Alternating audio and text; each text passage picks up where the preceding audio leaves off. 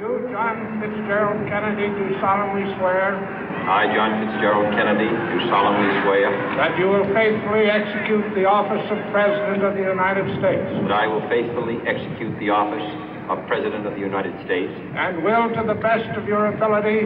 And will, to the best of my ability. Preserve, protect, and defend the Constitution of the United States. Preserve, protect, and defend the Constitution of the United States. So help you God. So help me God.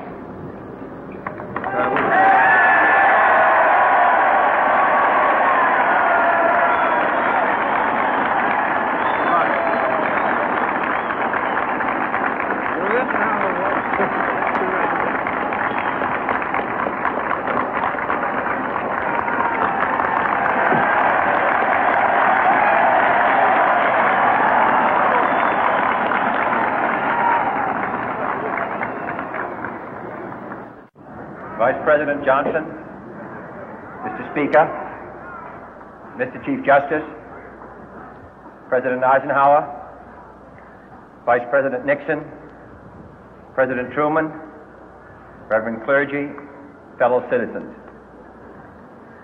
We observe today not a victory of party, but a celebration of freedom, symbolizing an end as well as a beginning, signifying renewal as well as change.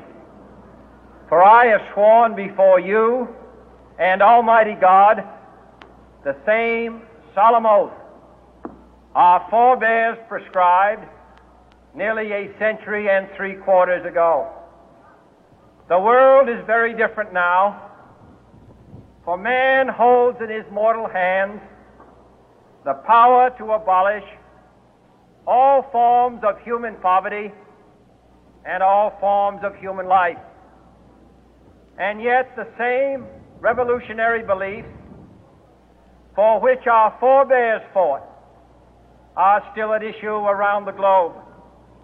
The belief that the rights of man come not from the generosity of the state, but from the hand of God.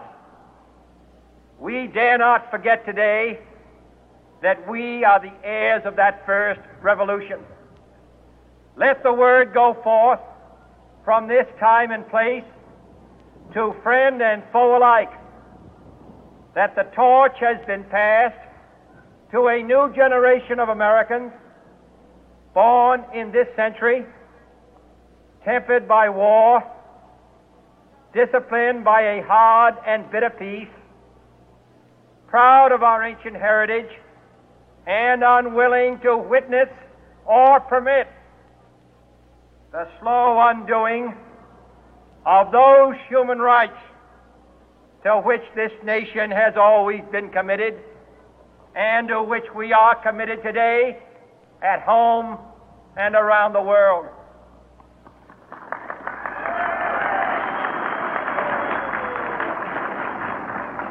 Let every nation know, whether it wishes us well or ill, that we shall pay any price, bear any burden, meet any hardship, support any friend, oppose any foe to assure the survival and the success of liberty.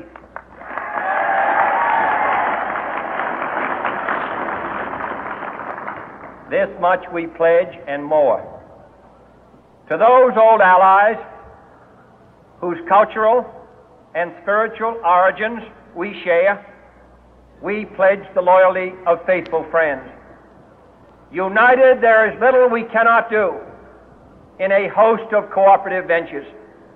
Divided, there is little we can do, for we dare not meet a powerful challenge at odds and split asunder.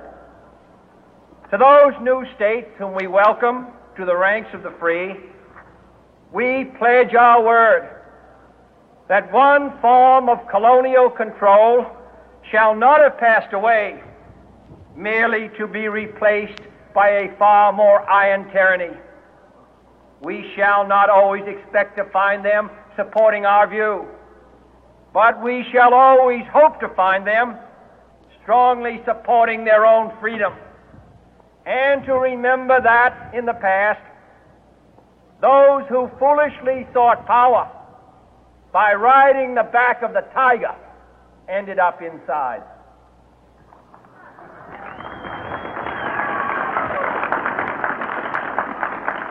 To those people in the huts and villages of half the globe struggling to break the bonds of mass misery, we pledge our best efforts to help them help themselves for whatever period is required, not because the communists may be doing it, not because we seek their votes, but because it is right.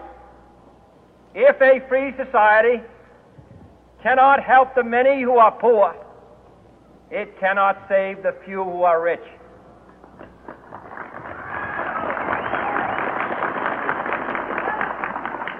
To our sister republics south of our border, we offer a special pledge to convert our good words into good deeds, in a new alliance for progress, to assist free men and free governments in casting off the chains of poverty.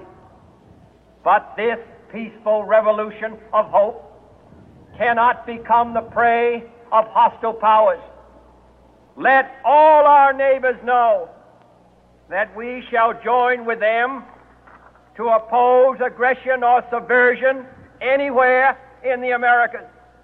And let every other power know that this hemisphere intends to remain the master of its own house.